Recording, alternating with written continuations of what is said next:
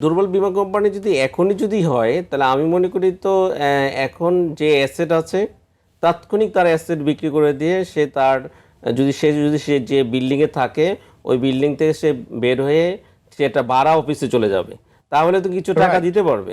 এই জন্য এটা একটা মেজর মানে ইস্যু, যে এটা মানে মানে এটা করা যায়, এটা একদিনের নোটিশও করা যায় যদি আমরা সবাই মিলে আন্তরিক হই। সেকেন্ড ইস্যু হচ্ছে যে যারা এখন পরিচালনা পরিষদে আছে তারা কিছু ইনভেস্ট করবে, তারা শুধু দায়িত্ব নেবে, মিটিং ফি নেবে এমন না, তারা কিছু আবার নতুন করে রিইনভেস্টমেন্ট পরিচালনা পরিষদরা করে।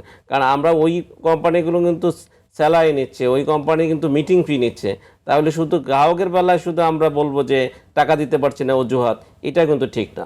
তো আমরা মনে করি যে তাদের যদি শুধু অনেকগুলো তারা গাড়ি চালাচ্ছে, তো এই বিষয়গুলো খুব সিরিয়াসলি তাদের ব্যাপারে দেখা দরকার আমরা মনে করি। আরেকটা ইস্যু হচ্ছে যে সরকারকেও আসলে সেভাবে উপস্থাপনা করা দরকার।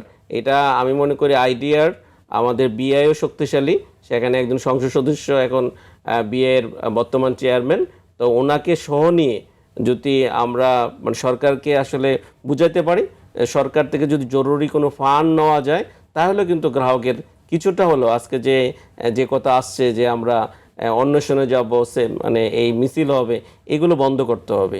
না হলে মানুষ কিন্তু এক্স কোম্পানি ওয়াই কোম্পানি চেনে না, মানুষ টোটাল বীমা ইন্ডাস্ট্রিটাকেই মানে চেনে যে টোটাল বীমা ইন্ডাস্ট্রিটি ক্ষতিগ্রস্তটা হচ্ছে।